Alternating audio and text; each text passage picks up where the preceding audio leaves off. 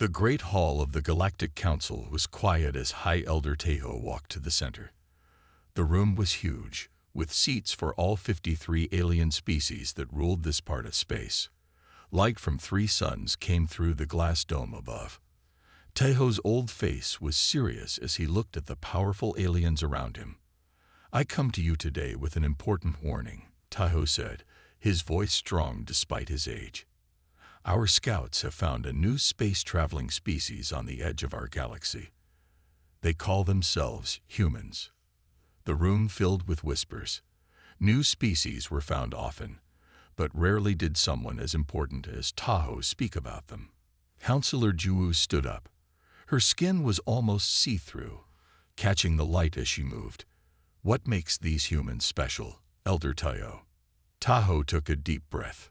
"My people, the Sonari, met humans 300 years ago when we were exploring the stars. We watched them from far away when they were still fighting each other with simple weapons, but how fast they grew was unlike anything we have seen before." He pressed a button on his wrist. A large image appeared in the air, showing colored lines that went up over time. One line, colored red, shot up much faster than all the others. "This red line shows how quickly humans develop technology," Tejo explained. "In just a few hundred years, they went from using fire-powered engines to traveling faster than light. My ancestors left clear warnings in our oldest books. Never challenge humans. They can solve problems in ways we cannot imagine. They can change and adapt faster than any species we know. And when they feel threatened, they become more dangerous than you can believe." Counselor Doyan laughed loudly. He was from the Verax Imperium, a warrior race known for their military power. One small planet of soft creatures with no natural armor. "My ships could turn their world to dust in one day." "That is exactly what you must not do," Tejo said sharply, his eyes narrow. "Watch them. Trade with them if you wish, but do not threaten them. Humans have something we have not seen in any other species. They grow stronger when challenged, and they unite when faced with outside threats." Doyan crossed his arms. "Tales to frighten children, nothing more." The room grew louder as council members argued. Some wanted to bring humans into the Galactic Alliance right away. Others wanted to stay away from Earth completely. After hours of debate, they voted to send watchers to human space and start careful talks with them. As everyone was leaving, Tejo walked over to Doyan. "Please listen to my warning, Counselor," Tejo said quietly. "The records of my people tell of humans fighting with broken bones, continuing to fight with fatal wounds, and winning battles that should have been impossible to win." Doyan's eyes narrowed. "Perhaps your people were simply weak and afraid, Elder Tejo. The Sonari have survived for 10,000 years because we know when to fight and when to make friends," Tejo replied. "I hope you do not have to learn this lesson the hard way." 6 months later, the council met again. This time, a human stood in the center of the room. Her name was Minji, and she was the first human ambassador to the Galactic Alliance. She was shorter than most aliens in the room, with black hair tied back neatly, and a simple blue uniform. "People of the Galactic Council, I bring greetings from Earth," Minji said. "We are honored to be given observer status in your alliance. Humans have dreamed of meeting other intelligent life for centuries, and we look forward to peaceful exchange of knowledge and culture." Many council members were curious about humans. They asked Minji many questions about Earth. "How many nations exist on your planet?" asked one. "We have 194 independent countries," Minji answered. This caused surprise. "You are not united under one government?" another counselor asked. "We maintain our cultural differences while working together on global matters," Minji explained. "And your military capabilities?" Doyan asked with a smile that wasn't friendly. Minji's face remained calm. "We maintain forces for self-defense, as I imagine all species do. We hope to never need them in our dealings with the Galactic Alliance." After the meeting, Elder Tejo invited Minji to his private chambers. The walls were lined with ancient books and strange artifacts from many worlds. You handled yourself well today, Ambassador, Tahoe said, pouring a blue liquid into 2 cups. Many were trying to judge how strong or weak humans might be. Minji took the offered drink. We noticed. Your message reached us before the official council contact. Thank you for your warning about Counselor Doyan. Tahoe looked surprised. My message? From the Sonari outpost near Jupiter, Minji said. They've been watching us for quite some time, it seems. They sent us information about the council and warned us about the Verax Imperium's interest in our system. Tahoe sat down heavily. I did not authorize this contact.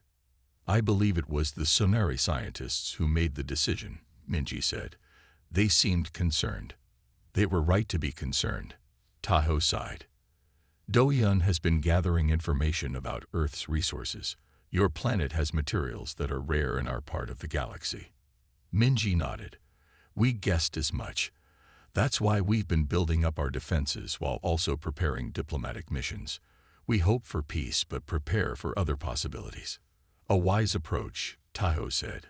But you should know that the Verax control over 200 star systems. Their military is the largest in the Alliance.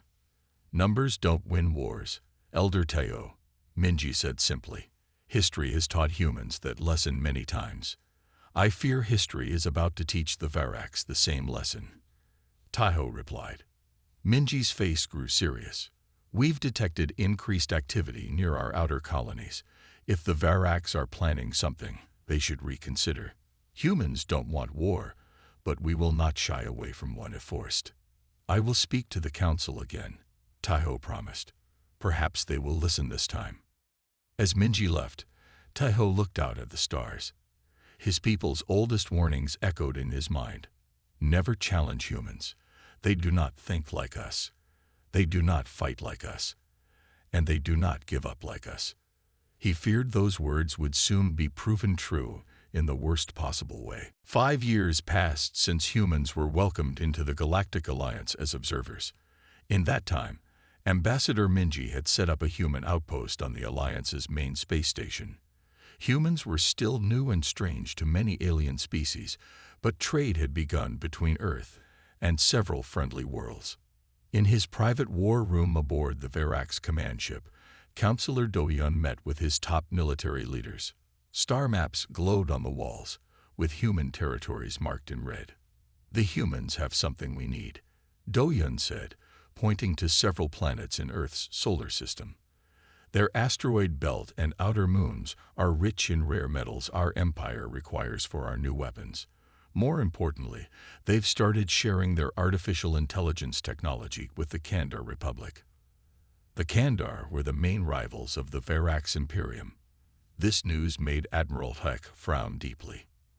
The Council has forbidden any attacks against humans, Heck reminded his leader.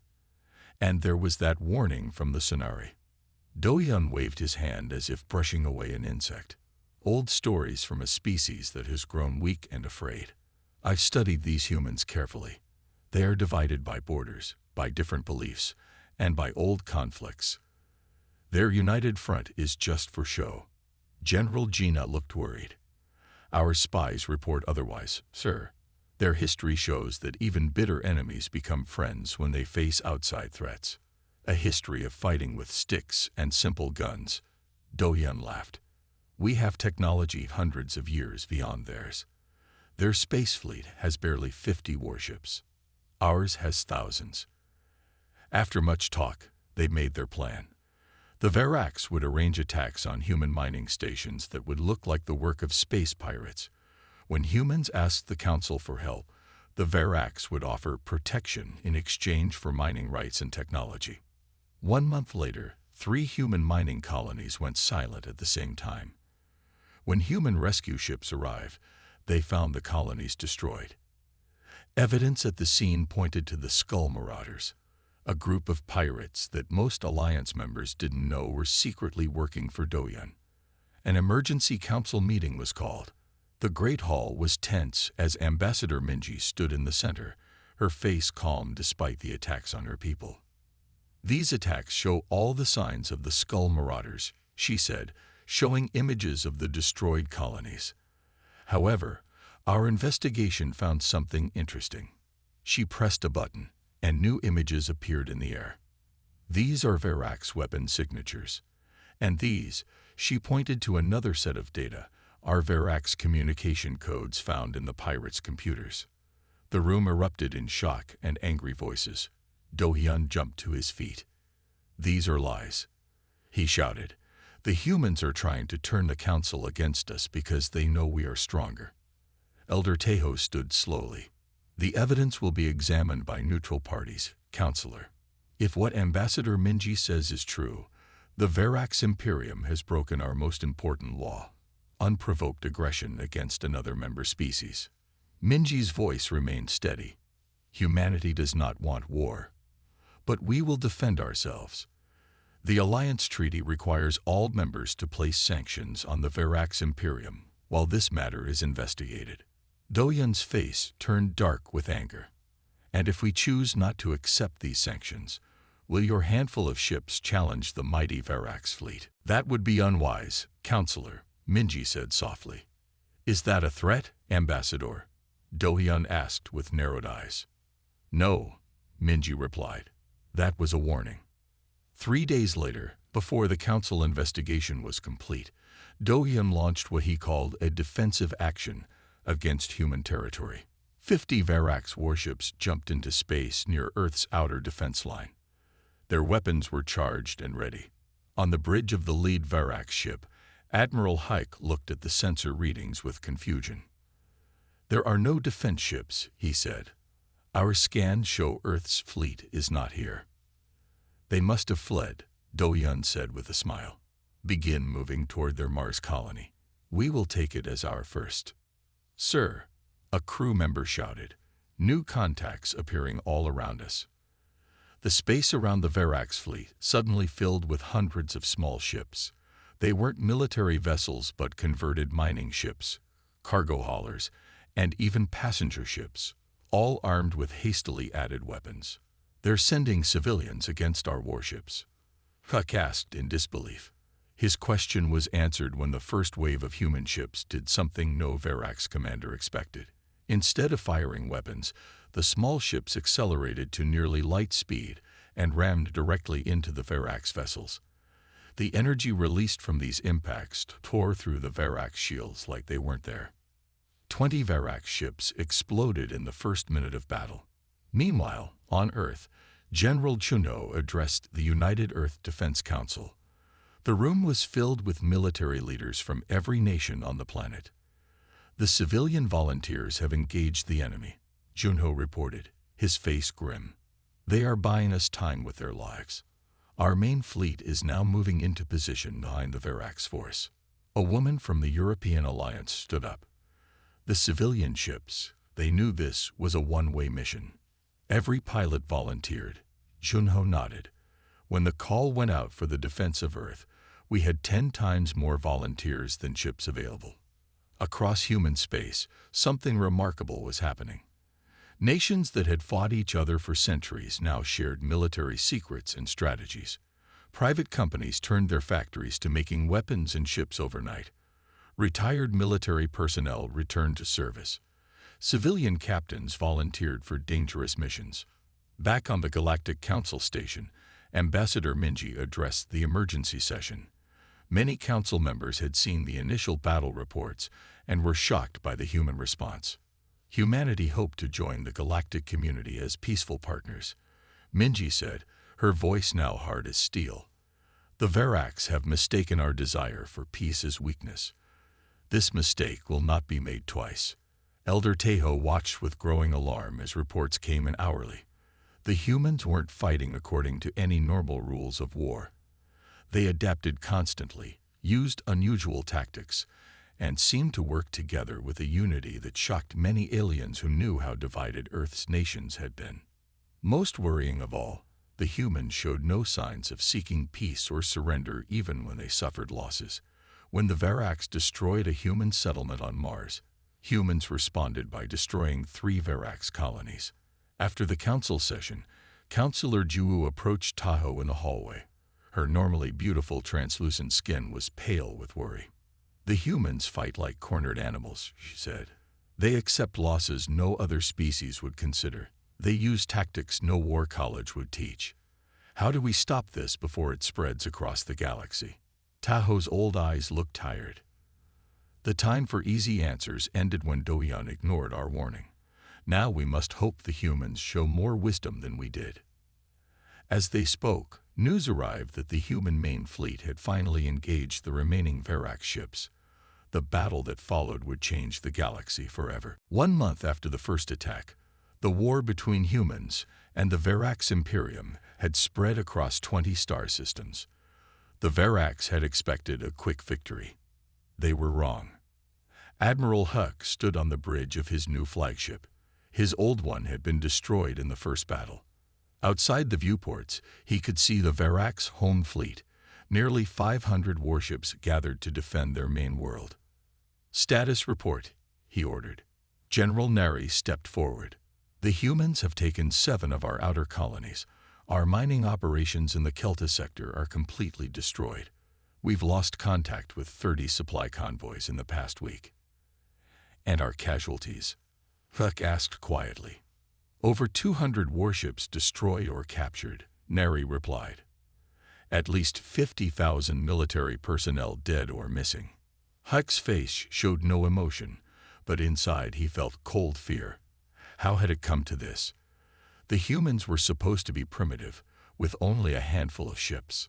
"Sir, new contact," a young officer shouted. "A single human ship has entered the system. It's broadcasting a message on all channels." "Show me," Huck ordered.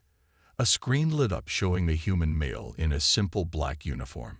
He had gray hair and a serious face. "This is Admiral Kang of the United Earth Defense Force," the human said. "The following message is for the leadership of the Verax Imperium. You have committed acts of war against humanity. You have attacked civilian targets. You have shown no honor in your conduct." The human's eyes seemed to look directly at Huck. "We now give you one chance. Withdraw your forces from all human territories. Release all prisoners. Pay for the damage you have caused. Do this within 3 days, or we will bring this war to your homeworld." The message ended.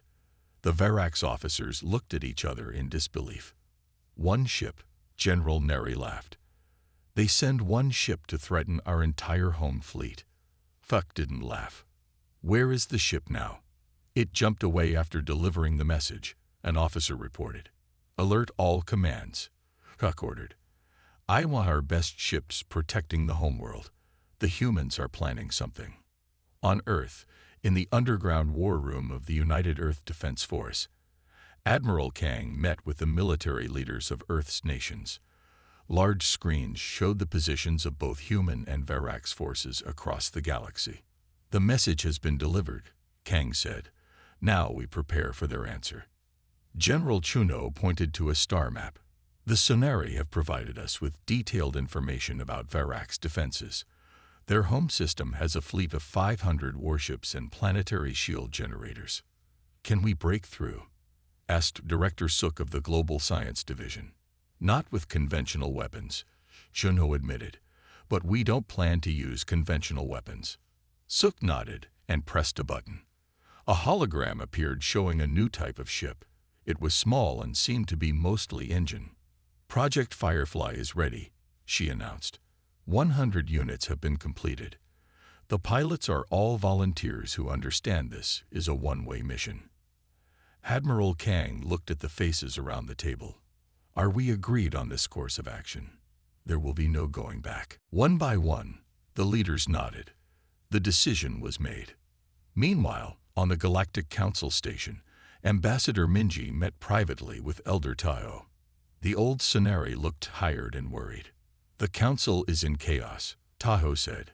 "Half the members want to join the war on the Verax side, fearing that humans will come for them next if the Verax fall. The other half want to support humans, hoping to be on the winning side." "And what do you advise them, Elder?" Minji asked. "To stay out of it completely," Tahoe replied.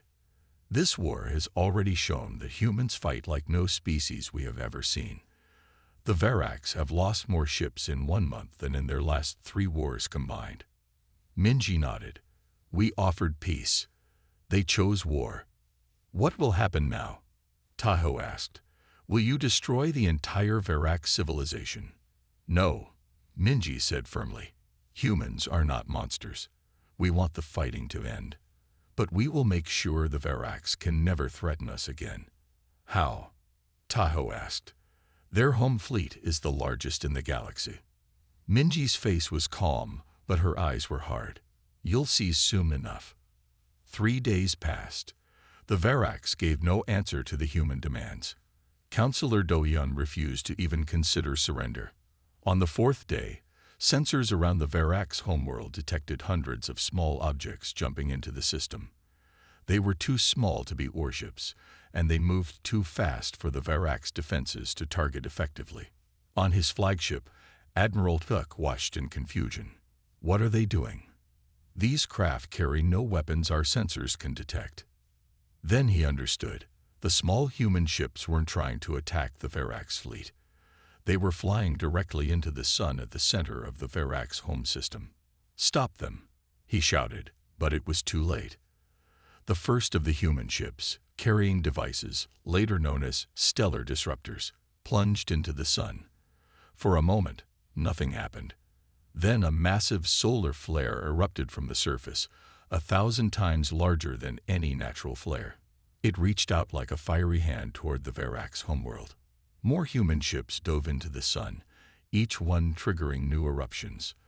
The Verax planetary shields, designed to stop weapons and asteroids, could not block the massive waves of solar radiation now washing over their world. Within hours, all electronic systems on the Verax homeworld failed. Their mighty fleet, powerless and blind, drifted in space. Millions of Verax citizens huddled in underground shelters as their cities went dark. Then, as suddenly as it began, the solar storm ended. The sun returned to normal, and a new message came from the humans. Verax Empire, Admiral Kang's voice said over every still-working communication device. Your military has been neutralized. Your leaders have failed you. We could destroy your civilization completely, but that is not our way. Instead, we offer terms. On the Galactic Council station, Elder Tejo watched the recorded images of the human attack with a mix of horror and awe. They turned a star into a weapon. Councillor Juwu whispered beside him, "Is there anything they cannot do when challenged? Now you understand why my ancestors warned us never to threaten humans." Tahoe replied, "They do not think as we do. When faced with a problem that seems impossible, they find solutions no other species would even imagine." What happens now? Juwu asked. Now, Tahoe said, the galaxy learns that there is something even more important to understand about humans than their ability to wage war. What is that? Their capacity for mercy, Tahoe replied. Let us hope the Verax appreciate it better than they appreciated our warnings. 1 month after the solar flare attack, representatives from all Galactic Council species gathered for a historic meeting. The Great Hall was fuller than it had ever been. Many wanted to see the new peace terms between humans and the Verax Imperium. Councillor Doyun was gone. In his place stood Councillor Yumna, a younger Verax who had opposed the war from the start. She walked slowly to the center of the room, her head held high despite her nation's defeat. The Verax Imperium admits its wrongful attack on humanity, she said clearly. We seek peace and offer to pay for the damage we caused. Ambassador Minji nodded and joined Yunha in the center. Behind her stood Admiral Kang and General Chunno in formal uniforms. Humanity accepts your request for peace, Minji said. We have prepared terms that will ensure such attacks never happen again. Elder Tejo read the peace terms aloud for all to hear. They were strict but fair. The Verax would give up control of certain star systems to human oversight. Their military would be reduced to a defensive size only. For 20 years, human observers would monitor Verax activities. Most surprising to the Council was the final term. Earth would now hold a permanent seat on the Council, with power to veto any military action by any species. After the terms were signed, many council members approached the humans with new respect and fear in their eyes. Some offered trade deals. Others proposed military alliances. The humans listened politely to all, but made no immediate promises. As the meeting ended, Elder Tejo walked with Minji through the station's garden dome. Artificial sunlight shone on plants from 100 worlds. "Your terms were more generous than most expected," Tahoe said. "Many thought you would destroy the Verax completely after what they did." Minji smiled slightly. "Destruction serves no purpose, Elder. The Verax will now help us build rather than destroy. That is better for everyone." "Still, you have changed the balance of power in the galaxy overnight," Tahoe noted. "Some species are afraid of what humans might do next." "They need not fear us if they do not threaten us," Minji replied. "We came to the stars hoping to find friends, not enemies." In a private room nearby, Admiral Kang met with military leaders from several council species. They had many questions about human warfare. "How did you develop the solar flare technology so quickly?" asked a Kandor general. "We didn't have it before the war," Kang admitted. "Our scientists created it in the first 3 weeks of fighting." The alien leaders looked at each other in shock. No other species could develop such advanced technology in years, let alone weeks. "And the civilian ships that rammed our fleet in the first battle?" asked a Verax commander who had survived the war. "How did you convince so many to sacrifice themselves?" "We didn't convince them," Kang said simply. "When Earth was threatened, more volunteers came forward than we had ships. They chose to protect their families, their planet, their future. But to die for what you believe in is a human tradition older than our written history," Kang interrupted. "We hope never to need such sacrifices again, but we will make them if necessary." 6 months later, the Galactic Council held a special session without human representatives present. Elder Tahoe addressed his fellow council members. "Let this be a lesson to all species here today, and those who will join us in the future," he said solemnly. "Humans are not to be feared because of their weapons or even their military skill, though both are impressive. They are to be respected because when challenged, they unite with a single purpose that defies our understanding." He showed images from the war. Human civilians volunteering for dangerous missions, scientists working day and night to develop new technologies, former enemy nations becoming strong allies. In 1 month of war, they advanced their military technology by what would take other species decades. They changed their tactics after each battle. They studied our weaknesses and used them against us. But most importantly, they did not break. When other species would surrender after losing a homeworld, humans fought harder with each loss. Counselor Ju stood up. "What does this mean for the future of our alliance?" Tahoe smiled. "It means, Counselor, that we have 2 paths before us. We can see humans as a danger to be watched and feared, which I believe would eventually lead to our destruction, or we can learn from them, work with them, and try to understand why they are so different from the rest of us." "And which path do you suggest, Elder?" asked a new counselor. "I suggest we remember that the humans could have destroyed the Verax completely but chose not to. They sought justice, not revenge. That tells us more about their nature than their ability to wage war." Over the next several years, the galaxy changed. Human innovation helped advance technology for all council species. Human diplomats helped solve conflicts that had lasted for centuries. Through cultural exchange, other species began to learn the human abilities to adapt and persevere. On Earth, in the new Galactic Council embassy, Admiral Kang stood with Ambassador Minji looking at a hologram of the known galaxy. "Did you ever think we would end up here?" Kang asked. "When the Verax first attacked, I thought we might be fighting for our survival." "I always believed we would win," Minji replied. "But I worried about what winning would cost us." "And now?" Kang gestured to the hologram, where human ships traveled between 100 worlds, carrying trade goods and cultural exchanges. "Now I think the Sonari warning was only half right," Minji said. Never challenge humans. That part was correct. But the better advice would have been, make friends with humans first. Kang nodded. The Varaks learned the hard way. The others were smarter. And what about you, Admiral? You led our forces in the war. What did you learn? Kang looked thoughtful. I learned that humans are at our best when things are at their worst. We rise to challenges in ways that surprise even ourselves. On the Galactic Council station, Elder Tahoe prepared to retire after 50 years of service. In his final address to the Council, with humans now full members, he said words that would be remembered for generations. The warning my ancestors left was not complete. They should have said, never challenge humans. But if you're wise, make them your friends.